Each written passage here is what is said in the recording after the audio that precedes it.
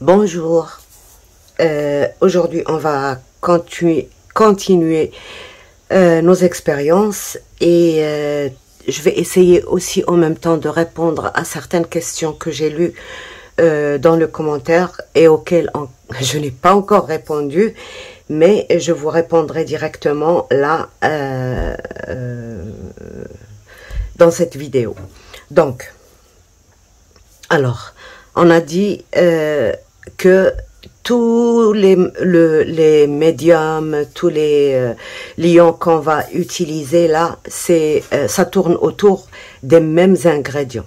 Donc, pour la pâte, on a vu pour le gesso clair, le gesso noir, tous ils ont la même composition, sauf qu'on ajoute ou qu'on retire certains ingrédients.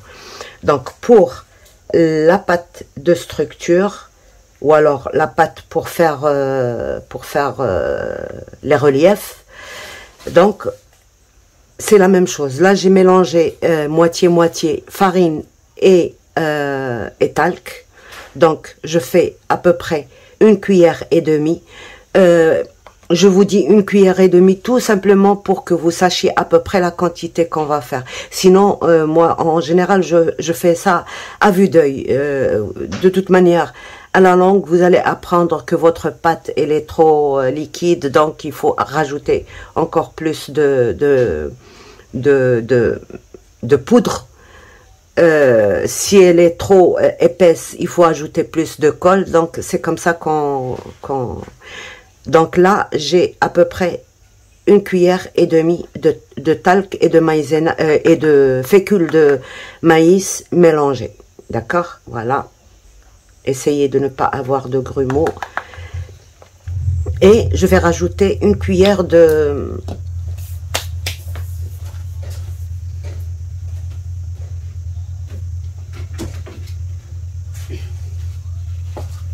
Bon, la colle, bien sûr, vous prenez en compte votre colle. Si elle est trop... Par exemple, pour moi, je vais travailler avec celle-ci. Elle est un peu plus liquide que celle que j'utilise, que la colle à bois. Donc, je fais très attention. Il ne faut pas que j'en mette beaucoup dès le départ. J'en mets juste un peu. Voilà, 1 cuillère, par exemple.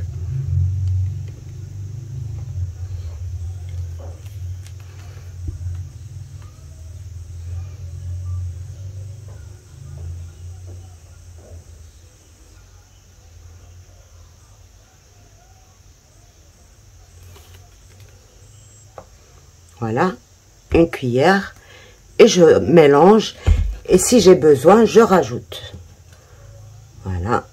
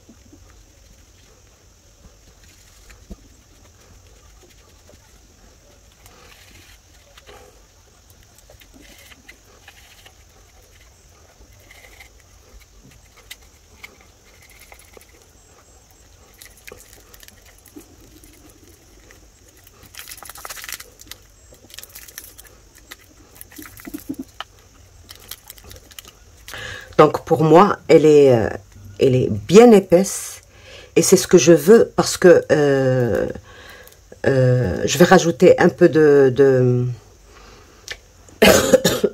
vais rajouter un peu de peinture et ça va l'alléger un tout petit peu. Donc voilà, j'ai mis juste une petite cuillère, une cuillère bien pleine quoi.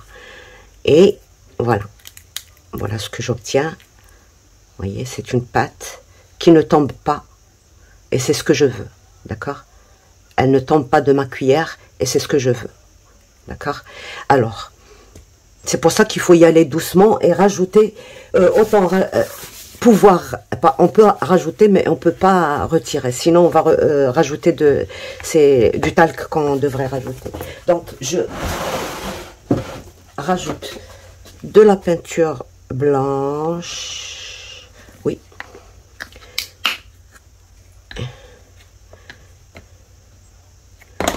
Une bonne cuillère comme ça.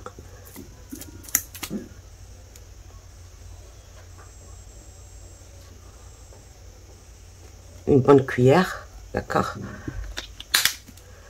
Et je mélange.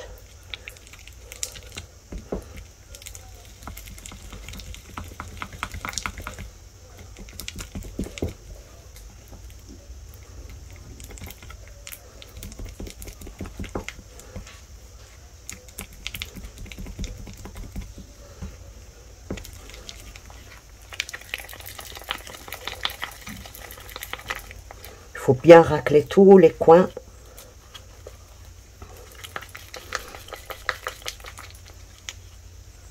Voilà, comme ça tout se mélange, même en bas là.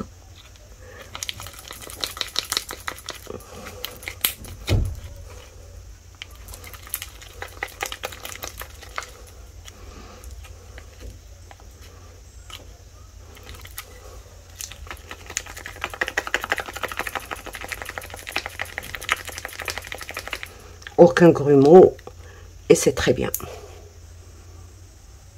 Elle est bien belle. Regardez, elle ne tombe pas de ma cuillère. Si je veux l'alléger, j'ajoute, mais vraiment un tout petit peu d'eau et je regarde ce que ce que j'obtiens. Mais comme ça, moi je pense que c'est bon. On va tester de toute manière. Et je vous en parle après, je vous dirai après ce qu'il faut faire et ce qu'il ne faut pas faire. Donc voilà, on va juste prendre un tout petit. On va juste tester sur un petit coin. Là. Bien sûr, le côté brillant en bas, il adhère mieux au papier.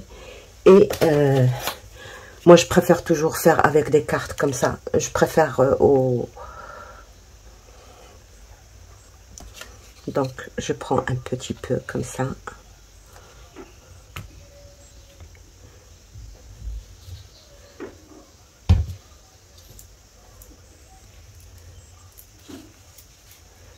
Et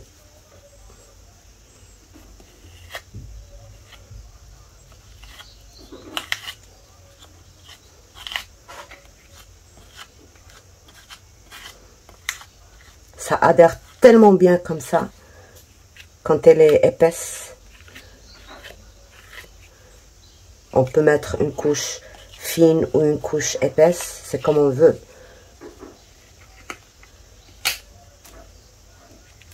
Voilà. Et c'est parfait, pas de bavure, rien. On regarde pas les coins parce que on les a pas bien fait les coins. Mais le milieu là, il n'y a aucune bavure, rien ne dépasse, d'accord? C'est comme ça que... et puis c'est bien brillant, vous voyez, c'est super bien. Alors, bon, j'essuie ça parce qu'on va encore utiliser ce pochoir. Donc voilà, pour ça, alors, cette composition de talc et de fécule, on peut toujours... le remplacer, comme j'ai dit pour le gesso, on peut le remplacer avec du plâtre, avec tout ce qui est poudre.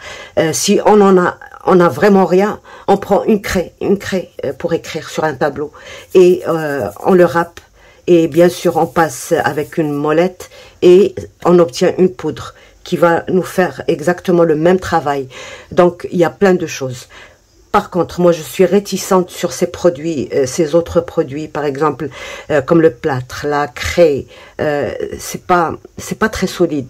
Je préfère plutôt, par exemple, aller vers quelque chose de solide. Par exemple, l'enduit pour l'extérieur, pas pour l'intérieur, parce qu'il y a une grande différence. L'enduit pour l'extérieur, il est beaucoup plus résistant.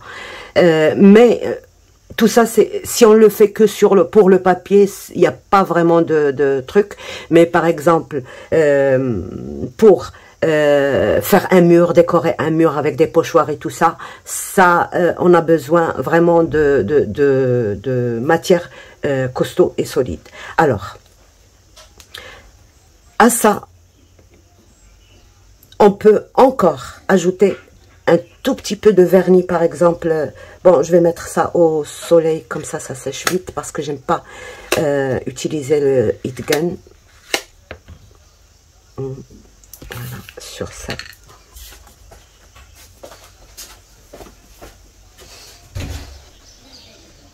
Si on veut pas que ce soit vraiment très très blanc, on ajoute moins de peinture, d'accord? Et c'est bon. On peut le laisser à l'état pur. Moi, celle-ci, ça fait des mois, plus d'un an que je l'ai, pas de structure. Elle est toujours aussi belle. Il ne lui est vraiment rien arrivé. Elle est toujours aussi efficace. Aucun problème. Elle est toujours... on va voir. Bon, on va prendre ça, voyez. Elle est toujours aussi efficace. Elle est toujours... elle a toujours la même consistance. Ça a peut-être légèrement durci, mais c'est bon.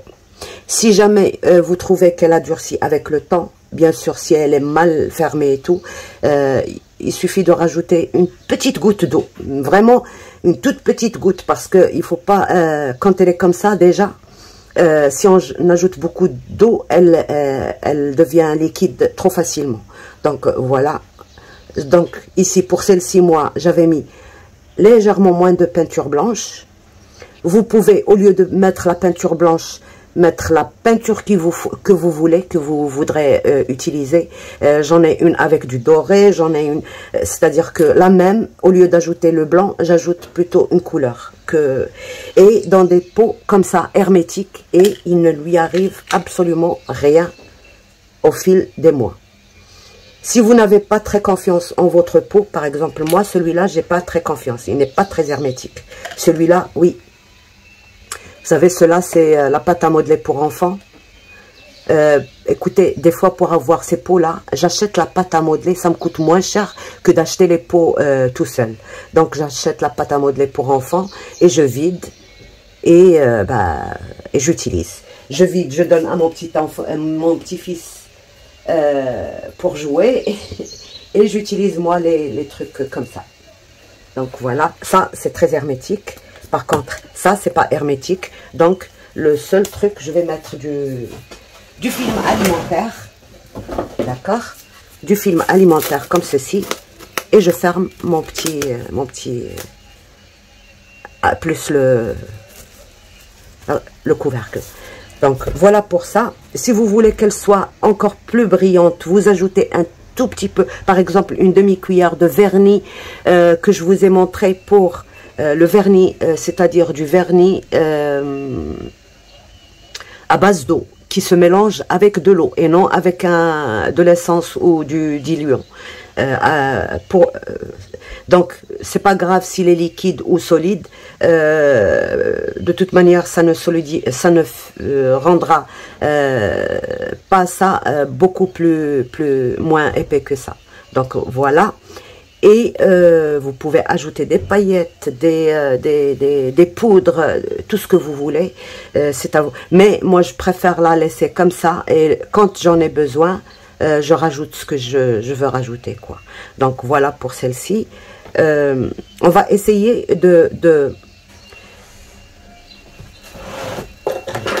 dans un petit truc comme ça, juste ce qui colle là dans la cuillère, on va essayer de rajouter juste une petite goutte d'eau. Par exemple, voilà.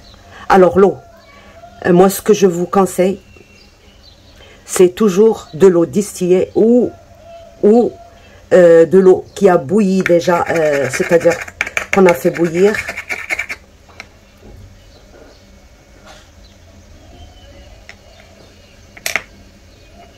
Comme ça, on mélange mieux.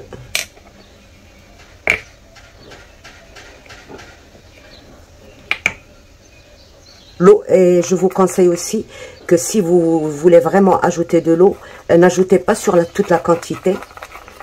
Ajoutez juste sur ce dont vous avez besoin, quoi, comme je suis en train de faire là maintenant. Voilà, donc voilà, elle est plus liquide, elle descend de ma cuillère, vous voyez, j'ai pas ajouté grand chose, peut-être 5 ou 6 gouttes, 5 ou 6 gouttes comme ça. Et c'était suffisant. Voilà. Et là, maintenant, on va essayer de travailler ça sur un pochoir.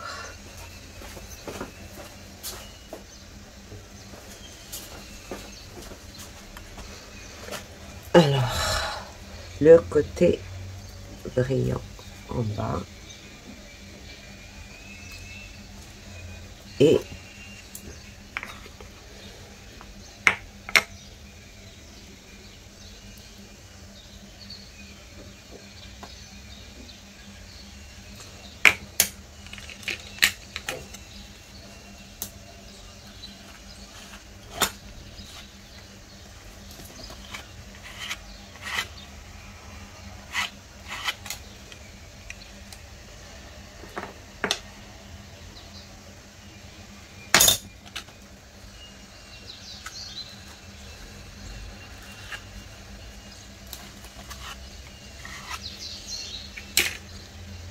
et vous allez voir ce qui se passe. Quand elle est liquide, voilà ce qui se passe. Quand il y a de l'eau, ça bave et c'est pas bon. C'est pour ça que moi, toujours, je préfère ne pas ajouter d'eau. Déjà, il y a de l'eau dans la colle, il y a déjà de l'eau dans la peinture, donc c'est suffisant pour le mélange qu'on fait. Regardez, c'est vraiment ça, on dirait que c'est dessiné quoi. Et là, malgré tout, si vous faites attention et tout, et ça bave quand même. Donc, pas d'eau du tout. Moi, je ne mets pas d'eau du tout dans mon mélange. D'accord? Alors, on va encore laver ça. On en a fini avec le pochoir et avec l'expérience. Avec de l'eau, il vaut mieux ne pas le faire. C'est suffisant pour... si vous voulez vraiment alléger avec la colle et non avec l'eau. D'accord? Si vous voyez qu'elle n'est pas assez, qu'elle est trop épaisse et que vous voulez la rendre moins épaisse, ajoutez plutôt la colle. Je préférais la colle à l'eau, tout simplement. Donc voilà, pour ça je vais pas le remettre là. Et c'est bon. Alors... pour les consistances, vous savez que moi j'ai obtenu ça maintenant en utilisant cette peinture et en utilisant cette colle. Il se peut que ma peinture soit plus liquide, il faut faire très attention, donc ou alors plus solide, donc elle ne donnera pas la même consistance. C'est pour ça que je préfère moi ne pas donner les mesures, ne pas donner les ingrédients juste, mais c'est à vous de voir ça avec votre marchandise. Toutes les peintures ne sont pas pareilles, toutes les colles ne sont pas pareilles, et voilà. Donc par exemple, moi si j'avais utilisé ma colle, l'autre, j'aurais mis peut-être 1,5 au lieu de 1 cuillère et demie au lieu de une seule cuillère de colle. D'accord? Donc voilà la différence que vous pouvez trouver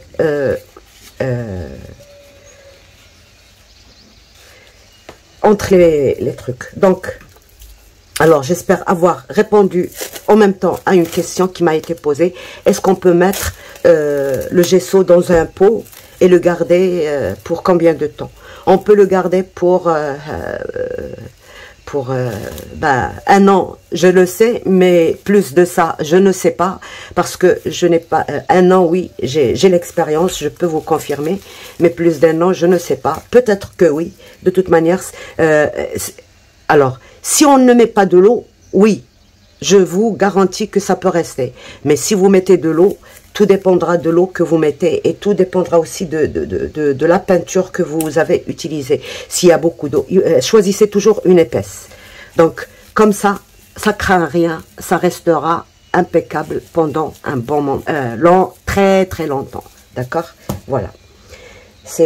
Voilà ce que je peux vous dire en ce qui concerne ça. Alors, j'essaye de me rappeler une autre. Donc, vous voyez, c'est en train de sécher. Alors, pour ça, on peut peindre encore par-dessus, sans aucun problème.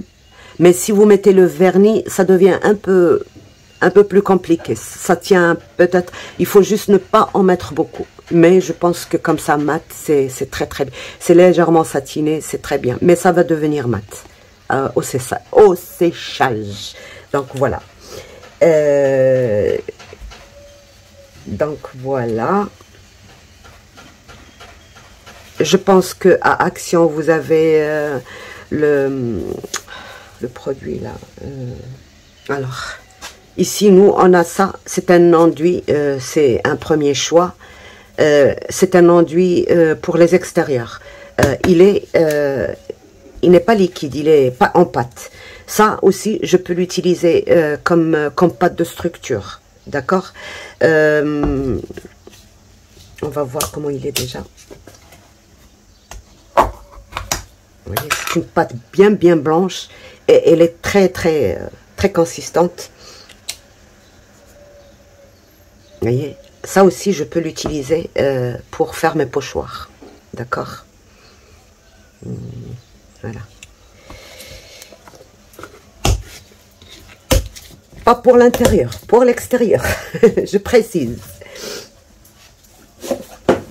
Donc voilà. Et on va essayer un tout petit bout là sur ce qu'on avait vu hier. Ou alors juste là. Donc on va essayer tout doucement là. Et aussi, il faut que le pochoir soit bien plat, sinon, je vais essayer de faire avec l'autre côté.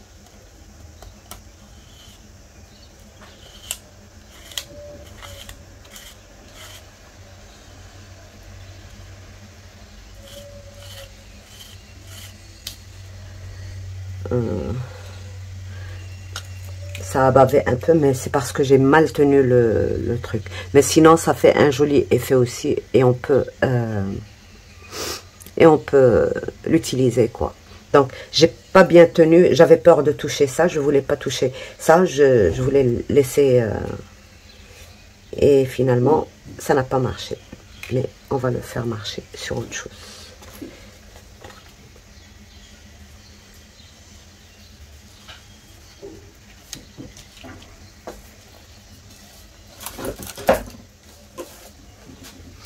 On va voir. Alors, si malgré tout, il est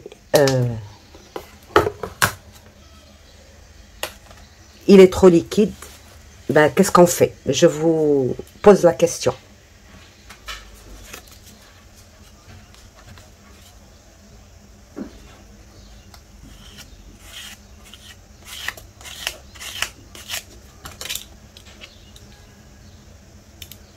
Vous voyez?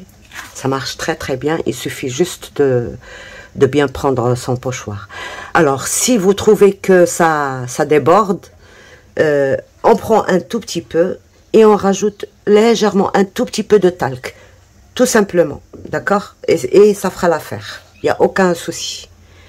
Donc, voilà comment j'obtiens. Vous voyez, sur le test qu'on a fait hier, ça marche très bien sur le gesso, sur un papier sans gesso, et voilà.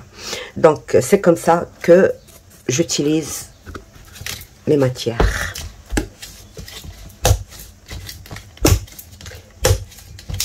Il faut toujours bien fermer. Si vous trouvez des pots comme ça, je pense que c'est... Il y a beaucoup d'aliments qui se vendent dans des pots comme ça. Ils sont très hermétiques et c'est très bien. Voilà. Donc, ben, je pense que j'ai répondu à toutes les questions qui concernent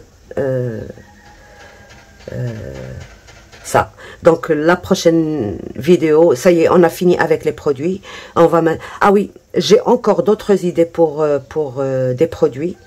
Mais je n'ai pas encore testé. Je vais juste tester quelques trucs et vous dire ce que j'en pense. Et voilà. Donc, ben, je teste et je reviens vers vous pour vous montrer la suite.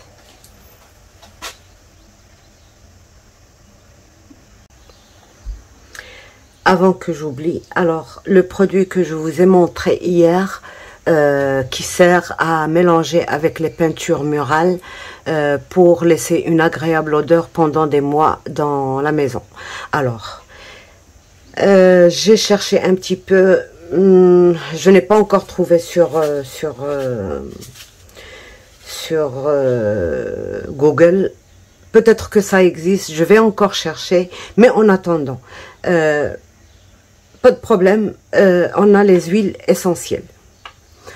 On a la menthe poivrée par exemple, on a l'eucalyptus, on a le citron, on a les oranges, on a tout ce qu'on veut mettre. On peut plus se plaindre, on en trouve de toutes les saveurs quoi. Donc il suffit d'en acheter une bonne marque quand même pour que ça ne se détériore pas avec le temps. Donc vous prenez ça et vous rajoutez tout simplement une toute petite goutte. Par exemple, ici, on n'a rien mis. On va sentir... Bon, je suis enrhumée, mais ça sent la colle, ça sent le talc, ça sent la peinture. Si on veut changer cette odeur, ben, on va mettre du citron. J'aime bien le... Non, j'ai une autre, encore mieux.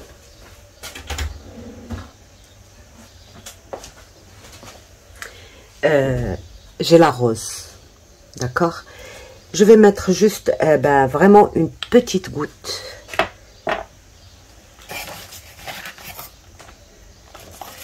Alors les bâtons j'en ai plus, je pense, si j'en ai. Donc un tout petit bâton là, je laisse juste couler ça comme ça.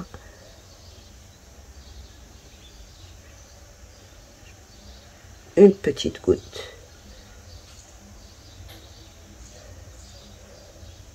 Pas encore. Je n'en ai... Elle est ici, là. Faut pas en mettre beaucoup. J'en ai mis beaucoup, mais c'est pas grave. Ça ne nuira pas. Je voulais pas mettre le truc à l'intérieur parce qu'il n'est pas propre. J'essuie mon truc. Je ferme. Ça sent déjà la rose.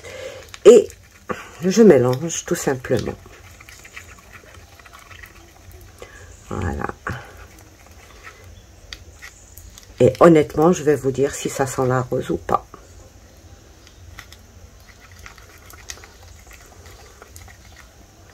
Il faut que j'aille sentir autre chose. Et oui, ça sent la rose. Ça sent la rose. Voilà. Donc, et j'ai créé